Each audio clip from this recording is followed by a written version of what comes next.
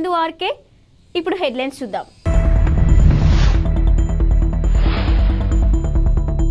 తెలుగు రాష్ట్రాల్లో ఘనంగా ముక్కోటి ఏకాదశి వేడుకలు. చంద్రబాబు నివాసంలో చండీ యాగం, సుదర్శన హోమం. స్టేజ్ ఎక్కుతూ కింద పడిన గవర్నర్ తమిళిసై సౌందరరాజన్. నేడు వైకుంఠ ఏకాదశి కావడంతో తెలుగు రాష్ట్రాల్లోని ఆలయాలు భక్తులతో కిక్కిరిసిపోయాయి. తెల్లవారుజాము నుంచే భక్తులు ఆలయాలకు పోటెత్తారు. ఇక ముక్కోటి ఏకాదశిగా పిలిచే ఈ రోజున ముక్కోటి దేవతలు భూలోకానికి వచ్చి శ్రీ మహావిష్ణువును పూజిస్తారని పురాణాలు ఘోషిస్తున్నాయి.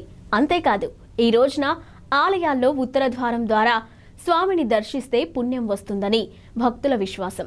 ఈ తెల్లవారుజామున నుంచే 1:45 వైకుంఠ ద్వారాలు తెరుచుకున్నాయి.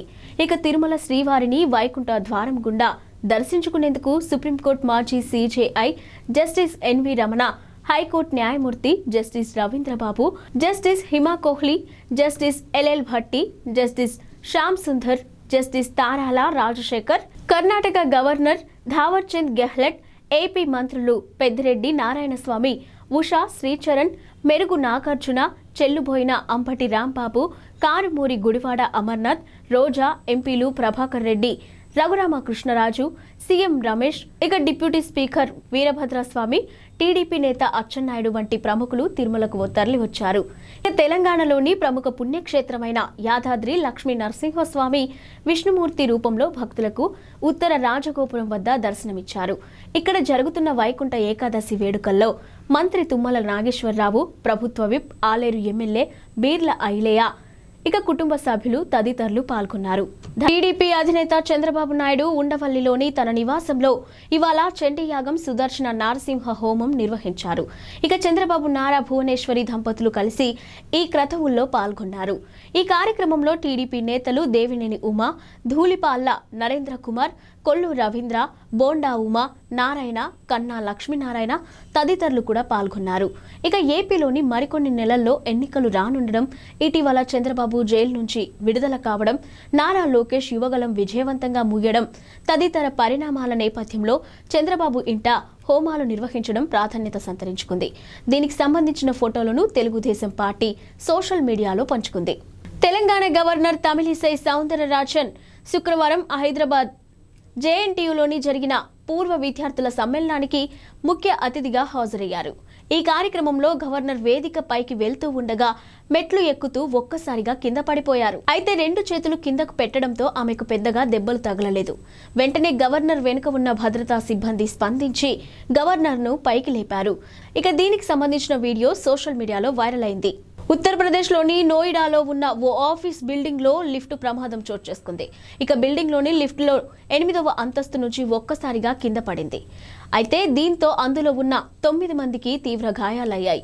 5గురిని ఐసీయూలో చేర్చి చికిత్స అందిస్తున్నారు.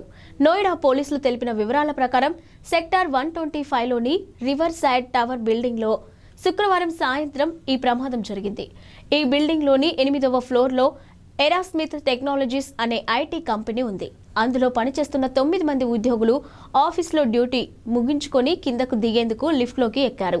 అయితే 8వ అంతస్తు నుంచి లిఫ్ట్ ఒక్కసారిగా కింద పడింది. దీంతో కొందరికి కాళ్లు విరగ్గా, మరికొందరికి చేతులు విరిగాయని, ఇంకొందరికి ఇతరత్ర గాయాలయ్యాయని పోలీసులు వివరించారు.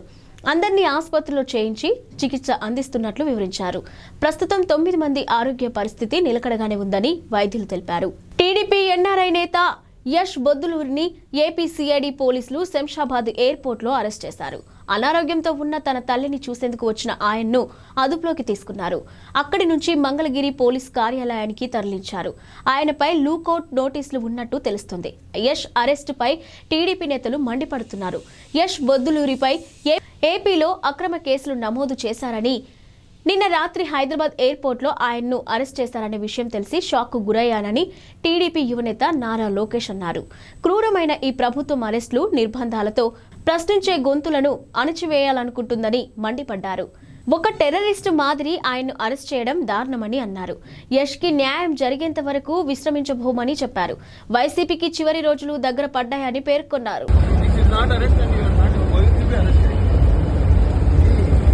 ఎయిర్పోర్ట్ వాళ్ళు ఇచ్చారు. ఆ లుక్అవుట్ మనం చూడొచ్చా అండి? ఆ లుక్అవుట్ మనం చూడొచ్చా?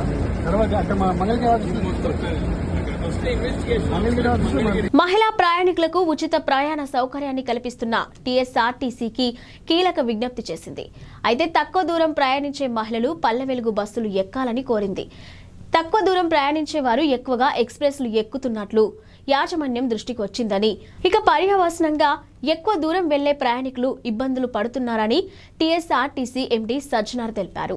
ఈ సమస్యను అధిగమించేందుకు తక్కువ దూరం ప్రయాణించే మహిళలు పల్లె వెలుగు బస్సులను మాత్రమే ఎక్కాలని ఆయన విజ్ఞప్తి చేశారు. మరోవైపు కొందరు మహిళలు అనుమతించిన స్టేజీల్లో కాకుండా మధ్యలోనే బస్సులను ఆపాలంటూ సిబ్బందిపైకి ఒత్తిడి తెస్తున్నారని, ఇకపై ఎక్స్ప్రెస్ బస్సులను అనుమతించిన స్టేజీల్లో మాత్రమే ఆపుతారని స్పష్టం చేశారు. ఈ మేరకు సిబ్బందికి సహకరించాలని సజ్జనార్ కోరారు. దూర ప్రాంత ప్రయాణికులకు ప్రాధాన్యత ఇచ్చి సిబ్బందికి సహకరించాలని టీఎస్ఆర్టీసీ యాజమాన్యం విజ్ఞప్తి చేస్తుందని ఆయన వివరించారు.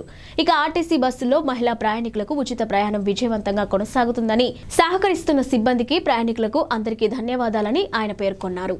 ఈ నెల 9వ తారీఖు నుంచి రాష్ట్ర ప్రభుత్వం చేపట్టిన మహాలక్ష్మి ఉచిత ప్రయాణం మహిళలకి, ఆడపిల్లలకి, అదేవిధంగా థర్డ్ జెండర్కి టీఎస్ఆర్టీసీ యాజమాన్యం చాలా సక్సెస్ఫుల్గా ఇంప్లిమెంట్ చేయడం జరుగుతుంది. చాలా చోట్ల అనూహ్య స్పందన వచ్చింది. రికార్డ్ స్థాయిలో ప్రయాణికులు మా బస్సులో ప్రయాణం చేయడం జరుగుతుంది. బట్ ఈ ఒక పథకం ఇంప్లిమెంట్ చేయడంలో యాజమాన్యానికి, ముఖ్యంగా మన సిబ్బంది కూడా కొన్ని సమస్యలు తెలియెత్తుతున్నావు. ముఖ్యంగా చాలామంది మహిళలు తక్కువ దూరంకి వెళ్ళే వాళ్ళు కూడా మన ఎక్స్ప్రెస్ బస్సులో ఎక్కి దూర ప్రాంతం వెళ్ళే ప్రయాణికులకి ఇబ్బంది కలిగించే విధంగా ప్రయాణం చేస్తున్నారు. వాళ్ళందరికీ కూడా నా తరఫు నుంచి, యాజమాన్య తరఫు నుంచి కోరుతున్నాను, మీరు తక్కువ దూరంలో వెళ్ళే వాళ్ళైతే పల్లె వెలుగు బస్సులో ప్రయాణించాలని చెప్పి నేను మరీ కోరుతున్నాను.